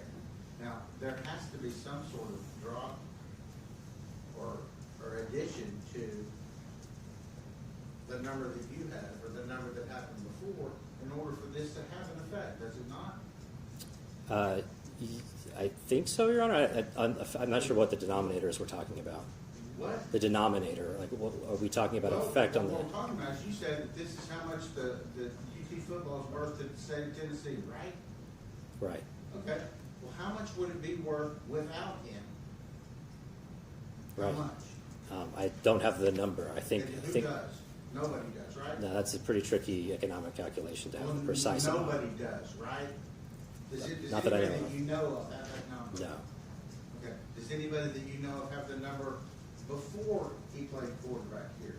When Nico was playing quarterback, or when Randy Wallace was playing quarterback, or anybody of the 70, 80 quarterbacks that have played here in the last 30 years? No, we know that 2025, where there was no JUCO rule and Mr. Aguilar was playing, was the best year ever. But that's all we have. Was there any other additive or causative factor with regard to that you can either take out or add in, like inflation or selling beer or, they just started selling beer over there about 6-7 years ago. And guys, I told you, everybody never did sell alcohol there. Did that have any effect on it? I'm sure there's multiple effects, Your Honor. You don't know, so you can't tell me what the causative effect is, can you? Right, and I don't want to say that I have to prove that the value of Tennessee football is tied to the JUCO rule. I don't think I do. But you have to have some sort of effect. Right, you have to have What is the effect? You have to have under the statute, under the Freeman case, you have to have a substantial effect on What is intrastate commerce. There's a conceded $2 to $4 million that is not going to be paid to someone in Tennessee because of this JUCO rule. And that's my client. That is substantial. It's substantial as compared to what, though? Is that your class? Is that the class you're talking about, him, or are you talking about everybody in football? It's the Freeman case as you look at the particular facts of the case, and this, I can't imagine a more compelling. The facts of the case, I'm trying to ascertain, one, what your class is and what the substantial effect is on our state. Right. I believe it's the Freeman case. If it's not, it's the other case that we cite on the substantial effects test in our reply that says you don't actually have to prove that the amount went down or any of that. It's about competition that has to go down. And what shows me that competition went down? They have removed a class of competitors from competing. Is there any metric or any kind of calculation or any kind of solid proof that you can show this court that there was a difference? On competition, yes, there's a class of players who can't play. And so they don't have to compete against each other on the teams. And that affect the state how, though? Because those players are in the state, and they're playing for the state schools. Are they? Did you prove that? Mr. Aguilar plays for the University of Tennessee. He's the one person that you did prove. You didn't prove any of these. Diego Pavia plays for Vanderbilt last year. Right. There are. I don't think it's contested. There are JUCO players in Tennessee that are on these teams, and that these schools are directly regulated. What is the number of those people, and how does that affect, substantially affect this state? Your Honor, I just want to say we're talking a lot about an argument that the NCAA doesn't make. But I'm telling you that I have to write I a understand memorandum of opinion on this, and it's important to me to get it right. Because I can't just make up numbers out of whole cloth. I have to have I have to have positive proof of something. right. And that positive proof would be, you told me there's 2 people that the JUCO rule applies to, at least. Your client, Mr. Coffey. What other people? And how do those 2 people substantially affect commerce within the state of Tennessee? And how do they do it? And is that the class you want me to hitch this wagon to? Yeah, we would like Your Honor to say there's a substantial effect on intrastate commerce because there are schools here and players here who are directly regulated. You have 2 of the highest paid athletes, college athletes in our state who are directly regulated by this rule. My client's being directly regulated right now to the tune of millions of dollars. And I think it's important to note, and I haven't said this yet, that in all the federal cases, a substantial effect on interstate commerce is also required as a proof of the claim. There is not a single court that has thought this was a problem for the JUCO rule because it affects players on almost every team. I think our expert says it's 1 in 5 players who have former JUCO experience who are affected by this rule. I don't think when you take 1 out of 5 potential competitors out of a class of competition, that easily satisfies. I do think that easily satisfies a substantial effects test. If you look at the case law too, Your Honor, which I know you have and will again, the substantial effects cases say you don't have to do this in dollars and cents. It's about the effect on competition. And you can do that by quick look analysis. You can do that by looking at, sort of the primacy of the university involved and the player involved and the compensation involved. I think that's all easily. Introducing Purple, the only mattress with the GelFlex grid, designed to relieve pressure and reduce pain, so you can end and start your day feeling refreshed. From quiet mornings to meaningful moments together. Because the right bed doesn't just improve your night, it improves your day. Save up to $500 on a Purple mattress during the President's Day sale. Purple. Less pain, better sleep. Life's daily battles are not meant to be fought alone. We're not powerless, so long as we don't lose sight of what's important. Don't be afraid to seize that moment to talk to your friends. Cloud, you okay? Because checking in on a friend can create a safe space. The first step on our new journey. You coming? Reach out to a friend about their mental health. Seize the awkward. It's totally worth it. Determination of the question of right involved. It is merely recognized that a sufficient case has been made. And if you go to the next paragraph, so I'm skipping some sentences, where the legal right is not sufficiently clear to enable a court of equity to form an opinion, it will generally be governed in deciding the application by considerations of the relative convenience and inconvenience which may result. Upon the balancing of such considerations, if it is apparent that the act complained of is likely to result in an irreparable injury to the plaintiff, the restraining order will be granted. And so I think Gibson's is contemplating this exact case. What version are you looking at? I think we have the 8th, Your Honor, but I'm not positive about that. But mine is 49.26 on page 49-17. And it's this exact case that Gibson is talking about, where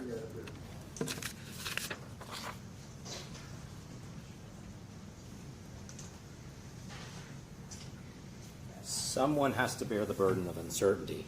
I think Gibson says, and in a court of equity, this is a long-established principle, is not the party who's going to suffer irreparable harm every single day he's not on the field all the way up into trial. And my friend also said this is the end-all be-all. This type of hearing is the end-all be-all in these cases, and it is, because we have to act based on likelihoods, and we will go to discovery, we will go to trial. It's just about who has to bear the burden along the way. And I want to just finally address, just on the merits, just a light touch on the merits. Yes. The strategy about we don't know enough to grant relief, it's not that this data doesn't exist, or you'll never get it, or that you're even wrong about these economic calculations. It's always, well, you didn't say enough about the market, or you didn't have enough of the data. We don't have it, the expert doesn't have any data either. He uses the basic economic theories that we do. And it's these ticky-tack criticisms. I'm going to zoom out a little bit. We're talking about the definition of a market to assess whether something is anti-competitive, has anti-competitive effects. The Maurice Claret case that we cite in our brief says market definition is not the end-all be-all. It's a tool. It's a tool to help you determine whether an actor in a space has the ability to have anti-competitive effects. We're talking about the NCAA in this case. You're talking about college football. They're the only game in town. They have a complete and absolute monopoly. This is not where your two firms of doctors get together and start excluding patients, and you're like, I don't really know if they have enough to affect the market in this area. This is the market, and they have complete control over it. You have to be a member of the NCAA. You have to abide by their rules. It's not hard to determine their market power. And so what the federal courts that have gone our way have said is this is the situation where you can apply a quick look, especially on a temporary injunction. You've got a conceded monopolist who is excluding a class of competitors from having to compete and from competing against the existing players. And the reason, the NCAA concedes the reason, this is what Judge Hermendorfer says in the appellate opinion in Pavia, the conceded reason is to swap out more experienced players with less experienced players. That, again, that sounds nice, but when you're doing antitrust law, that is blatantly illegal and anti-competitive. And it's not academic. I think my friend doesn't have any answer to my coaches hypothetical. If you were doing this with coaches, no court, I think, would be demanding serious data. It would just be taken on a quick look. That is obviously depressing the salaries of coaches. And it's not academic because there's a real client here, a real example with real data that he is going to lose $2 to $4 million in immediate NIL compensation, and it is not contested that will not go to another player. They've talked about a salary cap. The salary cap doesn't apply to third-party NIL. That's where most of the money is. And that's not a secondary effect. You get third-party NIL in conjunction. You work together with your school. It's in conjunction with your total package that you get as a player. It's for playing. Everyone understands this. I think the NCAA likes to pretend that it's not, but that's the reality of what's happening. Adidas is giving third-party NIL to Tennessee players. It is part of the package. And so when you don't let the more experienced, the inspiring, the SEC passing leader from last year, if you're excluding that person from the market, you're losing out on that money, and it's not going anywhere else. And the last thing I'll say, of course, I'm going to answer any questions Your Honor has that's remaining. It's just, I think the Commerce Clause argument petered out a little bit, but one thing I wanted to mention, because I just remembered it, is TCA 29-14-107. I heard my friend make a pretty serious challenge that the constitutionality of Tennessee's antitrust law. If that's happening, they have a duty to notify the Tennessee Attorney General. He's not a party to this case. And so I don't think the Tennessee Attorney General would agree that its antitrust law that the legislature just passed 2 years ago is unconstitutional. But one way to not have to deal with any of those problems is to say, I will assume that Tennessee's law, for purposes of this case, I'll take their position, which is that it's no broader than federal law. If it's no broader than federal law and they're violating federal law, there's no constitutional problem because the conduct would be illegal. There's no conflict between state and federal law. And so Your Honor could take that approach because I think, again, the persuasive cases, 4 of them have gone our way on this. Pavia, who Vanderbilt agreed to the rules, but Pavia played an entire season and was the runner-up for the Heisman Trophy. Moore, my friend says that case is ongoing. That case is dead. Moore is declared for the NFL draft. There's nothing else to litigate. He got to play at Indiana as the starting safety and win a national championship because the JUCO rule was determined to be, on a quick look, preliminary injunction, anti-competitive. Thank you. You don't have to take my word for it that this is not enough. Every appellate court that's had the occasion to address this issue and rule on the merits has said this record is insufficient. Just what it is. It is insufficient. If we're going to suggest that the NCAA is some sort of entity that has not been heavily scrutinized by the court and that there's not some guiding principles out there that apply to these, that's wrong too. The Alston case that gets so frequently talked about here in this context about how it was the death knell for the NCAA. If you read that case, it is narrow. It applied to education-related benefits that were at issue there. But the opinion that Justice Gorsuch wrote, along with the concurring opinion that Justice Kavanaugh wrote, give this court guiding tenets. Caution is key. When markets are changing like the NIL market is, so does the legal analysis. Judges must know their limitations as economists and to measure small deviations in complex business arrangements is not an antitrust function. It's not the point. You don't make small changes to complex business entities. You don't know the outcomes of it. And until you know the outcome, you don't pull the lever. Until we know what's going to happen. It takes time. The Supreme Court was effusive in its praise for the district judge in the Alston case because she did not jump at the starting line. She took years of discovery, had a 10-day bench trial, and issued an order that said some NCAA rules violate the Sherman Act, others don't. But we know now. We know which ones do and don't, and that's what the ones that we're going to enjoin going forward. Caution was key. You do not make knee-jerk decisions. And we know that every appellate court that has looked at these issues, and when somebody has been granted an eligibility injunction, has been struck down, overturned if it's on the merits. The suggestion that the burden should be, the burden to Mr. Aguilar, he shouldn't have to bear that. That's effectively saying that Furman, Georgia Tech, Kennesaw State, Texas, Auburn, Arkansas, Alabama, South Carolina, Kentucky, Texas A&M, LSU, and Vanderbilt should bear that burden. They should play against somebody who is not eligible under the rules they've agreed to abide by. That's our schedule. That's your schedule. Plus a bowl game, I hope, or a couple college football playoff games. But that's who has to bear the burden. It goes back to what I said. We don't have to do this. We can say that this is not how the law in Tennessee works. And we can say it, and we can still say Mr. Aguilar is a great story. He's a great college football story. But the great thing about stories are you don't have to read the same one again. You get a new one. That's what we like about stories. We got the Joey Aguilar story. Who's the next story? I don't know. But I hope it's a good one. And we're not going to get it, though, if we don't say we follow the rules.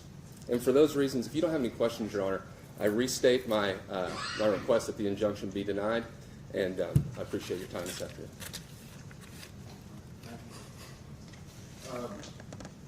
Gentlemen, I appreciate the zeal and the fervor that you have through your sides. Mr. Aguilar, I really appreciate everything you've done since you've come to this state. These issues are far easier than, I know this is just a Tennessee court, but it's my court. And I'm not going to get it wrong. There's been questions brought up. Like I said, I got 1,200 pages of documents from Mr. Maxey's testimony. I'm going to have to read every bit of it. That's going to take a while, but it's not going to take too long. I know that he has Mr. Aguilar's time constraints on him. I can't rule from the bench on this, particularly when the Tennessee statute is involved. Great care to either one, analyze the statute in a way that I can keep it constitutional, or analyze it in such a way as to do substantial justice. I appreciate what you've done here today. Thank you very much. You should have my opinion very short. Do we have any, if y'all approach me with procedural questions, I'm going to extend the TRO until the opinion is issued. So any other procedural questions you have come forward?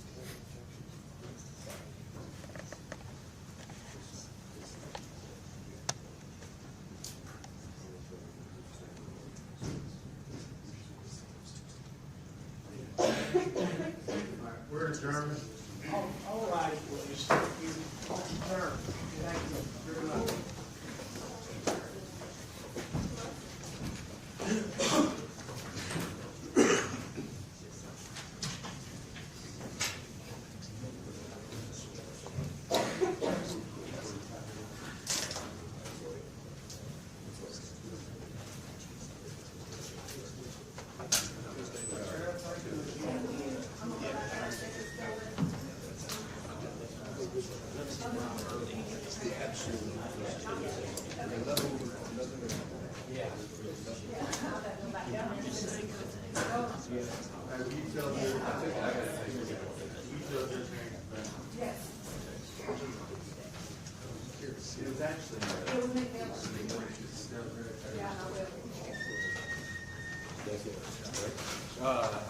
I'm told yes, unclear.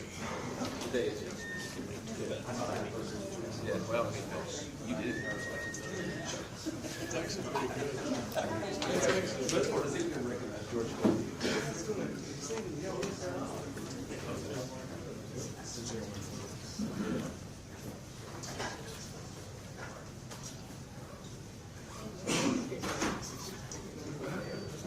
Hey, James Storm says maybe hello. Oh, James this week. Yeah, this week. Oh, really? Yeah. How's he doing? Way off.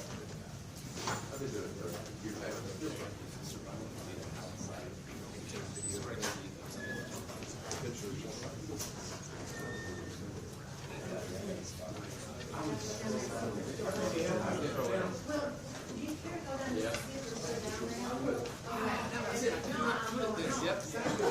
I remember that. That was it. Well, thank you so much. I look forward to seeing you again.